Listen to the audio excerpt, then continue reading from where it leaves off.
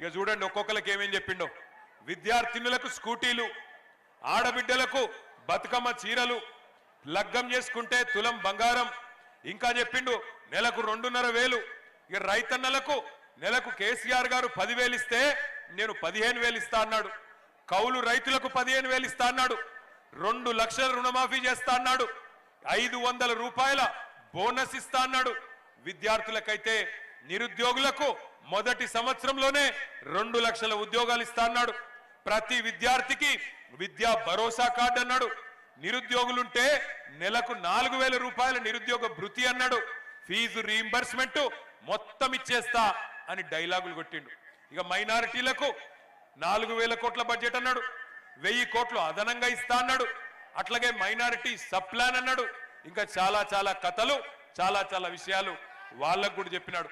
అట్లాగే మరి 1, 2 కాదు, ప్రతి ఒక్కరికి ప్రతి వర్గానికి ఎస్సీలకు కేసీఆర్ గారు 10 లక్షల దళిత బంధు ఇస్తే నేను 12 లక్షలు ఇస్తా అన్నాడు. అట్లాగే ఎస్టీలకు కూడా ఇస్తాను దళిత బంధు, గిరిజన బంధు అన్నాడు. అట్లాగే బీసీలకు 42% రిజర్వేషన్లు మాత్రమే కాదు, 42% ప్రభుత్వ కాంట్రాక్ట్లలో కూడా మీకు ఇచ్చే బాధ్యత నాది, విద్యలో, ఉపాధిలో, ప్రభుత్వ కాంట్రాక్ట్లలో అని ఊదరగొట్టిండు.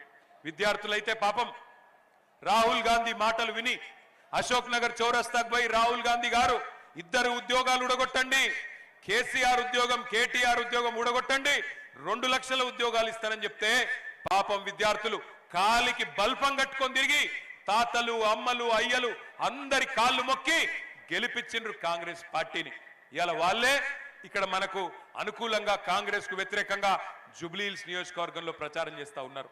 విద్యార్థులకు చెప్పిండు 5 లక్షల విద్యా భరోసా కార్డు అని. కానీ ఇవాళ పరిస్థితి ఏందో తెలుసా మీకు? మొత్తం రాష్ట్రంలోని ఎంబీఏ కాలేజీలు, డిగ్రీ కాలేజీలు, ఎంసీఏ కాలేజీలు, ప్రొఫెషనల్ కాలేజీలు మొత్తం బంద్ పెట్టిండ్రు. ఎందుకు? అప్పుడెప్పుడో స్వర్గీయ డాక్టర్ వైఎస్ రాజశేఖర్ రెడ్డి గారు ప్రవేశపెట్టిన ఫీజు రీయింబర్స్మెంట్ పథకం ఇవాళ తుంగలో దొక్కుతున్నాడు రేవంత్ రెడ్డి. 8,000 కోట్లు మన్నించాలి, 10,000 కోట్లు ఇవాళ ఆ విద్యా సంస్థలకు బకాయి పడ్డాడు. కట్టుమంటే కడతలేడు.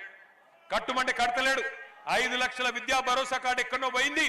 10,000 కోట్లు ఇవాళ మొత్తం లక్షలాది మంది విద్యార్థులకు బాకీ పడ్డాడు. ఎస్సీ, ఎస్టీ, బీసీ, మైనారిటీ, అగ్రవర్ణాల్లో ఉండే పేద పిల్లలు చదువుకోవాలని చెప్పి ఆనాడు అప్పటి కాంగ్రెస్ ప్రభుత్వం రాజశేఖర రెడ్డి గారు స్కీమ్ పెడితే ఇప్పుడు వచ్చిన రేవంత్ రెడ్డి దాన్ని తుంగలో దొక్కుతున్నాడు. 10,000 కోట్లు బాకీ ఉంటే ఇవాళ కాలేజీలో పోయి బాకీ అడిగితే ఏం చేస్తారా, నన్ను కోసుక తింటారా అని ఇవాళ డైలాగులు కొడుతున్నాడు. డైలాగులు కొట్టుడే కాదు, కాలేజీలను బ్లాక్ మెయిల్ చేస్తున్నాడు. విజిలెన్స్ దాడులు చేపిస్తా, నీ మీద కాలేజీల మీద విజిలెన్స్ దాడులు చేపిస్తా, కాలేజీలు మూపిస్తా అని ఇవాళ బెదిరిస్తా ఉన్నాడు రేవంత్ రెడ్డి.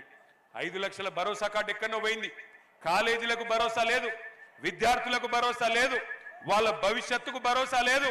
లక్షలాది మంది తల్లిదండ్రులకు ఇలా కంటి నిండా నిద్రలేని పరిస్థితి తెచ్చిండు రేవంత్ రెడ్డి.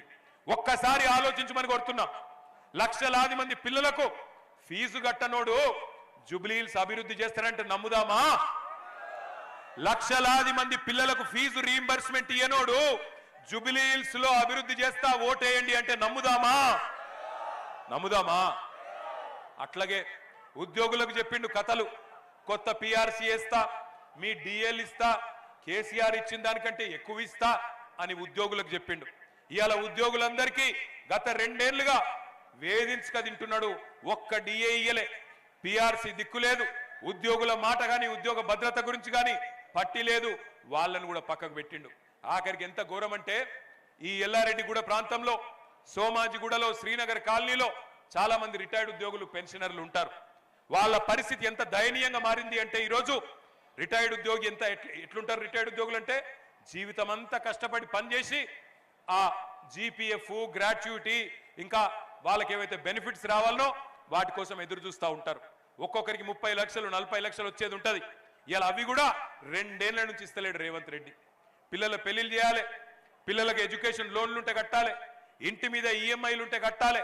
పాపం ఎదురు చూస్తూ ఉన్నారు. 2 ఏళ్లకెళ్ళి చకోర పక్షి లెక్క చూస్తున్నారు.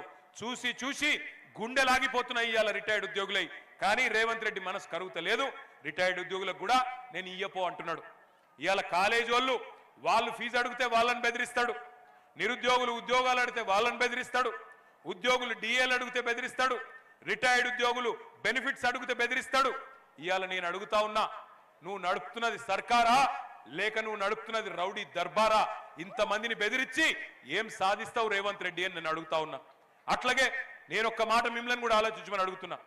నీతి వాక్యాలు చెప్తున్నాడు రేవంత్ రెడ్డి. నిన్న మొన్న చూసిన నేను ఉద్యోగాల పత్రాలు ఇచ్చే కేసీఆర్ గారి టైంలో పరీక్షలు పెడితే ఈయన పత్రాలు ఇచ్చుకుంటూ పోయి అక్కడ మాట్లాడుతున్నాడు. ఉద్యోగులు మీరు మంచిగా చూసుకోవాలి, తల్లిదండ్రిని చూసుకోకపోతే మీ జీతంలోకి వెళ్ళి 15% కటింగ్ పెడతా అని డైలాగులు కొడుతున్నాడు రేవంత్ రెడ్డి గారు. నేను రేవంత్ రెడ్డి గారిని అడుగుతున్నా, అయ్యా మరి రిటైర్డ్ ఉద్యోగులు వాళ్ళు కూడా నీకు తల్లిదండ్రులు లాంటి వాళ్ళే కదా, వాళ్ళు నీ ప్రభుత్వానికి పనిచేసిన వాళ్ళే కదా, మరి వాళ్ళకి